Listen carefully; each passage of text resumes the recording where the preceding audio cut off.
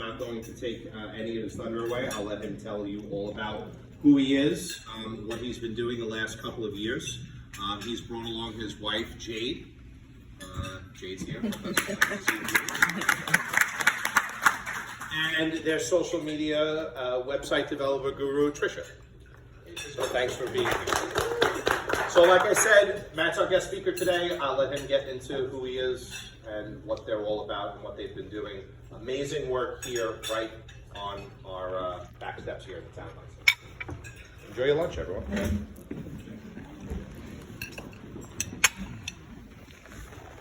Okay, trying to figure out the best spots with notice. I turn around. Up front. Okay. That's what's funny.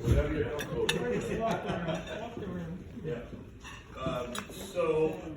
Well, first of all, I wanna say how humble I am and how grateful I am that I'm able to stand before everybody this afternoon and address everybody on some incredible work that now not only my wife and I are doing, but we have built a team behind us that is assisting and growing Bravo Foxtrot United Veterans even larger and on a larger scale.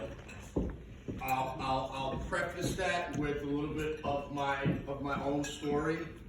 What brought me here, why I'm doing what I'm doing, why did I start Bravo Foxtrot, why are we venturing into the woods and to the train stations, figuring out if these homeless men and sometimes women are veterans, and then proceeding to assist these veterans, these heroes of our great nation. So from 2006 to 2016, I served our nation. I wore the cloth of our nation, and I served at the top levels of our country's military. At Tier 1 Command, Special Operations Command. I served in Operation Iraqi Freedom, Operation Enduring Freedom, Operation New Dawn, multiple classified missions throughout Northern Africa. I held a top secret clearance. The reason I state all these things, all these accolades, if you will, it is not so much to boast, but rather to showcase that no one man or woman is above another. I think that's really important in the work that we're doing. And that was the preface for, after my discharge in 2016, I ended up homeless. Okay, I was living behind a gas station. I was self-medicating. I was suicidal. My home in Virginia, 3 bedrooms, 2.5 bath on 3/4 of an acre. It was Virginia Beach. It was foreclosed. My truck repossessed. I lost my marriage. I was estranged from my children, and all of these things are no longer a weight that keeps me down, or something that I'm ashamed or embarrassed of. Rather, I wear it as a badge of honor, and I'm using it as a catalyst to help others. I found that in order to be able to connect with these people, there needs to be some type of a common background, of a common ground, a common thread, if you will. Otherwise, it just doesn't quite work the same. So from there, I like to go into how we do what we do, and then maybe just a few success stories briefly. So, Bravo Foxtrot, we pride ourselves in AOR. In the military, that's an acronym for Area of Responsibility, but we use it as advocacy, outreach, and collaborative resources. So, as I'm standing here today, advocating, I think that is certainly a huge component, but the outreach, actually being the boots on ground, if you will, organization that is going out there, like I stated earlier, going into the wooded lots in Babylon, West Babylon, Central Islip, Brentwood, Bayshore, Patchogue, just to name a few. And, and making contact, building relationships, building a trust, and then from there, collaborative resources. And I say collaborative resources because we're not reinventing the wheel. There's plenty of organizations out there that provide food, clothing, shelter, therapy, from equestrian therapy to art therapy for veterans, But why is it that with all of these resources, all of this government funding, all of the goodwill of the donating public is often geared towards helping veterans? Why in the world is it that we have all of these people that are still homeless, living in complete despair? And the reason is because there's something missing, and we're trying to bridge that gap, and that's the outreach. That's what's going to make the difference. That's what's going to make, that's where we like to be result-based. So that's where the difference lies. So now we simply build a network of organizations, government, local to state, federal resources, and we connect these veterans to those resources. And many times these veterans need to be hand-walked. Because I'll tell you what, when I was living in that situation, there was no way I was getting on the internet, making my, getting on my calendar, and, Monday at 3 p.m. It's just not, that's not happening. So we need people to step up and to get these things, to not do it for us, because it's a fine line there, but to walk side by side with us. Some of the success stories that we've had veterans that have been homeless for a decade, working at hospitals. We've got them jobs at hospitals.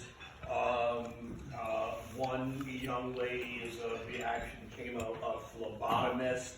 We've gotten something like 7 veterans into housing, either permanent or temporary housing. Working with our different resources. We've opened something like along the lines of over 30 service connection claims, which basically means these are veterans that were due benefits through the VA that never received them. And some of these veterans for better than 10 years haven't been receiving their benefits because they don't know. So that's some of the incredible work that we're doing, but there's so much more. One other thing I wanted to bring up is, my wife and I, we self-funded a documentary, Long Island's Forgotten Heroes. Long Island's Forgotten Heroes chronicles the work that my wife and I are doing. Why did we do this? We did this because it's not enough for me to stand up here and say this, because anybody can stand up here and talk a good talk. No, we want to show everyone actually what's going on out there. Take the camera into these encampments, into the train stations at night, so you folks can see firsthand the level of despair that the heroes, the men and women who sign their name on the dotted line to protect the freedoms and sovereignty of everyone, not only in this room, but living within our great nation, and how they're living. So yeah, that's Long Island's Forgotten Heroes, and it's playing in some different venues. On the 15th, it's actually playing at SUNY Farmingdale, 3 to 6 p.m. All of this information, if anybody's interested in that or learning anything else, can be found on our webpage, our beautiful new webpage, which Miss Trisha Schlattman has built for us. It's absolutely amazing. It's www.bravofoxtrot.org, and I certainly would encourage anybody to please check that website out. We're very serious about what we're doing. This is in turn, it's my therapy as well. It gives me that reason to get up in the morning and do and have that purpose in my life. You know, that's truly a big component of what saved me. So with that being said, you know, I'm more than willing to answer any questions if there happens to be any. In closing, I would like to say God bless our troops and God bless the principals and we're now going to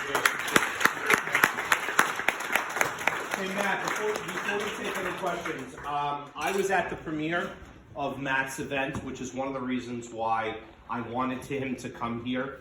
I have seen Matt speak at many different events prior to me going to the premiere of that film that they put together. They did it at the Bayway Arts Center in East Iceland. And he really hits a point home. It's one thing for a speaker to come up in here, listen, we're all Rotary. We're people of action, right? You know, that's one of our mottos in Rotary. We're people of action. To hear Matt's message at many different events that I have attended to was one thing. And then I went to that premiere and I watched it on video.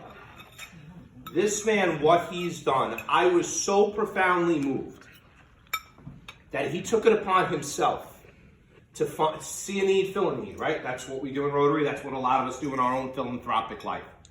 All these different veteran groups that are out there, we deal with, what's the Veterans Needs one that we deal with? Lonnie Sherman, General Needs, which he's worked with Lonnie as well. Am I correct, Matt? Yes, that's right. He's worked a lot. These veterans are in these encampments, under bridges, in the woods, that we drive by every day. Probably every single one of us in this room has driven by an encampment. It doesn't have to be a tent city where there's 100 people there. It could just be one person there. And Matt saw that need. And he was going out there, and he was actually reaching out and touching base. And that's what that movie, it was so profound. And I'm not pontificating. I was extremely moved, crying in the theater, watching it, even though I've heard him speak so many times and you hear the stories about what he's done. So I do really encourage everyone here, and I'm going to ask Drew that we share I don't think you guys brought any material to hand out, right? Is that right? Cards. Okay, so outside of that, I'm going to ask our president and Terry if we can share his web address, you know, all set in the next email. All right? Because it really is just, you know, we all live our own lives and we all are part of the machine, right? And we all have our daily routines and whatnot. But to find out, even just listening to him and then watching the video, to go, holy crap, I drove by that place. And I see and I'm watching it on the video, and I'm like, wow, I never even knew that was there. That we have our homeless vets here. Like, you just think about it and you see these things, you watch stuff on TV, and it's always like, oh, that's happening everywhere else. And, you know, I know we have a lot of veterans in the room, and I know you guys can relate to this, you know, from your brothers and sisters from that standpoint, and you all know my background in the fire department. And maybe that's where it kind of hit me from that standpoint, because I knew if there was a fireman or a firefighter in that capacity, I would do everything that I'd want to help them, right, Doug? We know that in that fire service. But I just wanted to add that to it. I didn't want to, like, kind of lead with it, because his message is strong, but that video is really powerful. And if you really want to be moved, I highly suggest everyone get a chance and an opportunity to go see it. Now, is that video streamed on YouTube or on your website? So unfortunately, as of right now, it's not streamed. We have a teaser and a trailer, and the reason being is because we self-funded that film, and we hold it at different events in order to raise fundraisers. Matt, you said it was concern housing. Concern for independent living. Well, they know, now they're just concerned. Just concern, yeah, just concern. Yeah, we housed a couple of veterans through that. We got a new one at the Forsyth Station. Yep, yeah, thank you. I just have kind of a personal question. Can you tell us just simply, how did you go from sitting bottom and being at the bottom? How did you get out? How did you raise yourself up? Jade, my wife back there, you know, I met her after I was discharged, and I was living in Virginia at that time of being of homelessness and despair. I ended up coming back up to New York to stay on the couch of a family member. And my wife Jade, she owned a tattoo parlor in Islip, right? And I started getting tattooed frequently as a way of expressing the internal pain that I was feeling. It was a great outlet. And speaking with her and learning some different methods, simply holding space, respecting somebody, giving them the space to be who they are, showing them that respect, and it's so simple. The solution is so simple, yet people try to overthink it. You just respect somebody, give them a little bit of help, and be there for them. Hold space for that person. That's what Jade's taught me, and that's simply what we're doing for these guys. And I say kudos to Jade.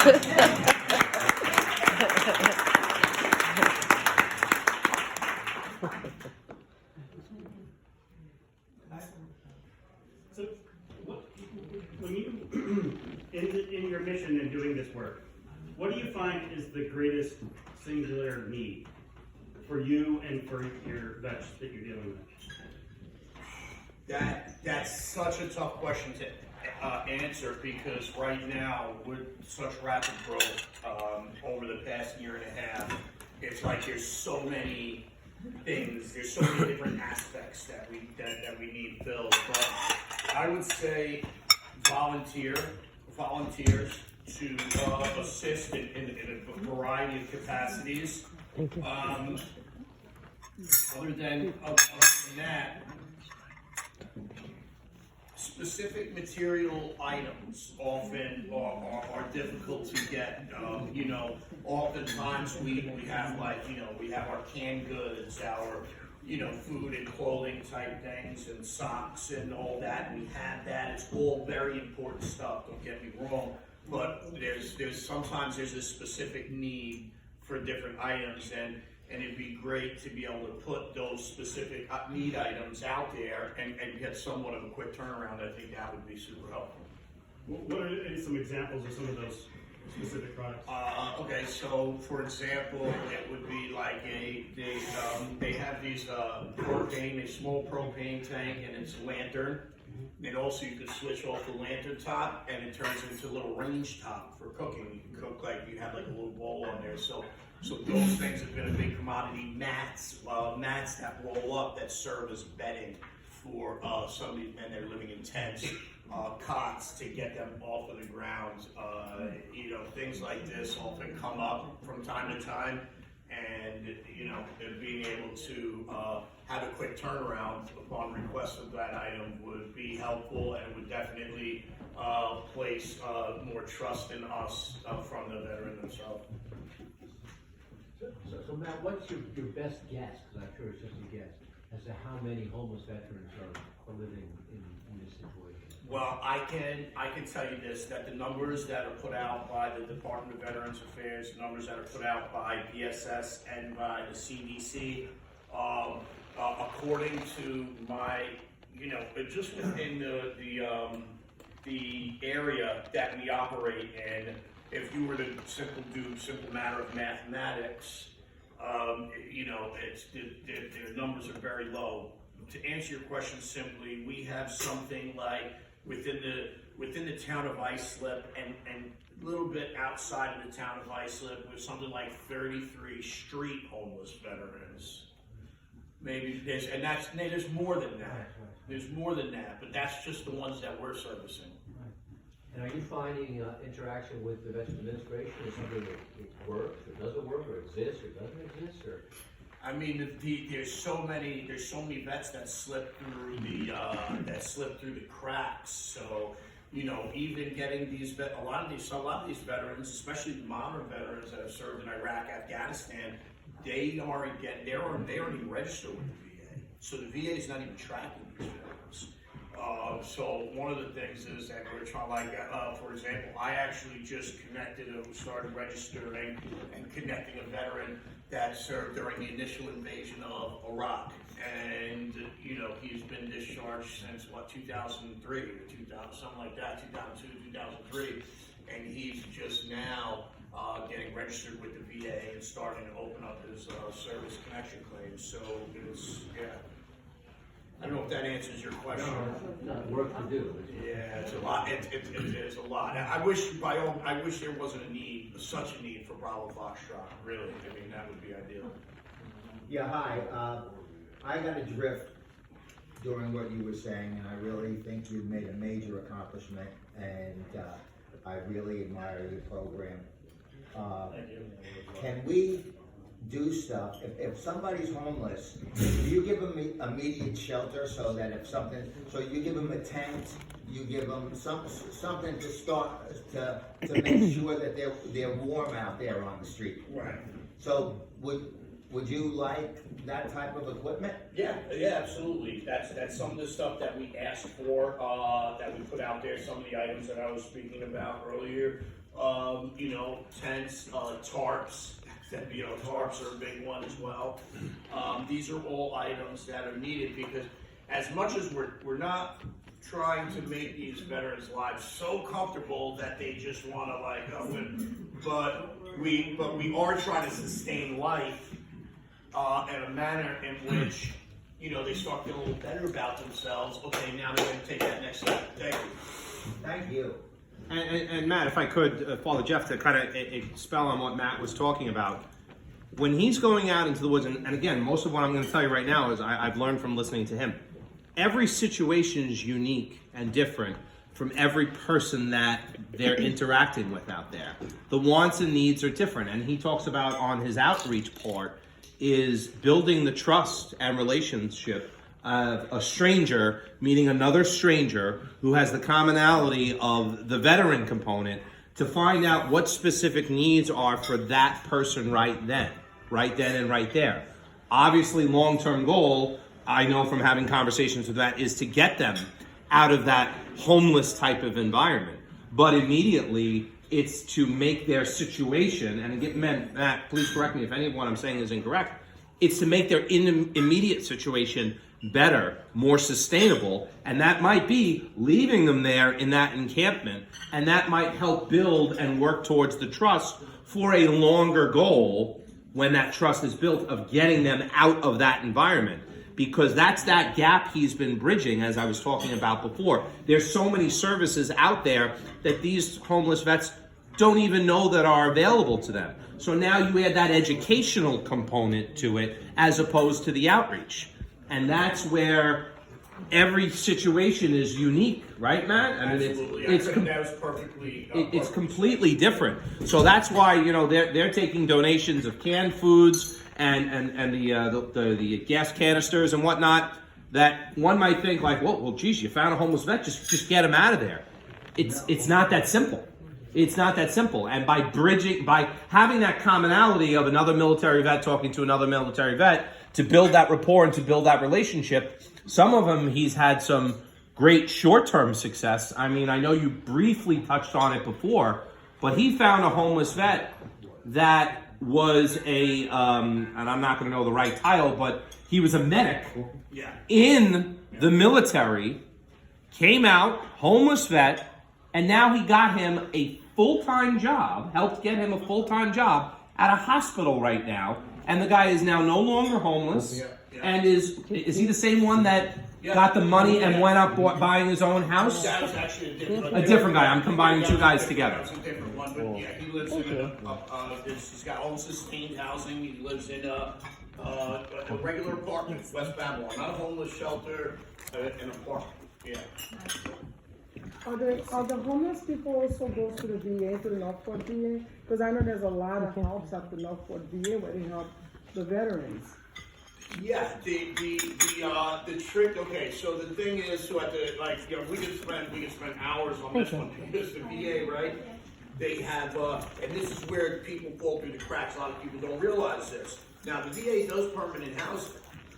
You need to be at least 70% service connected in order to receive permanent housing at the VA. None of the, hardly any of the vets that we deal with are service connected veterans. They've never even dealt with the VA for the most part. So that's a huge roadblock right there. But they have a shelter at the VA, and they also connect veterans with other services. Absolutely. Yeah, so that would be some of the stuff we're talking about, like Building 11. Yeah. Building 11 is a great resource, that we are definitely open to referring veterans to. But again, the issue here is not the resources, it's the outreach to the veterans who are not getting connected with the VA and with the organizations. There's plenty of organizations out there. I'm not saying there's not. What I'm saying is that the outreach, that's what's missing. These veterans are not connected with the VA. They're not going to talk to the organizations. They're not going to Warrior Ranch and saying, although I love Warrior Ranch, we're big friends of theirs, and saying, hey, I want to get some equestrian therapy. I want to work with horses. They're not doing it. They're in the woods. So, Please, sir. Thank you. My name's Fred Knott, I'm a retired captain in the United States Navy. Thank you, sir. And we have, thank you, and we have about 10 or more veterans in our organization, and I see several of them here today. So, to all the veterans that are here today, stand up.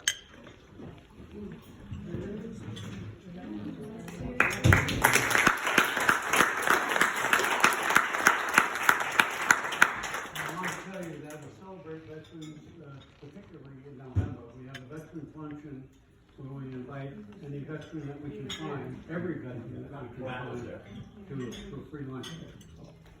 We appreciate that. Thank you, sir. Thank you so much. thank you. So if you guys don't mind, we have a couple of things up there. If you have any other questions from Matt, please ask at the end.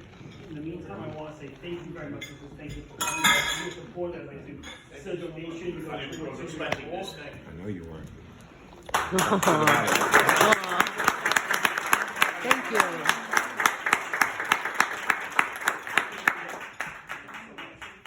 Yes, ma'am.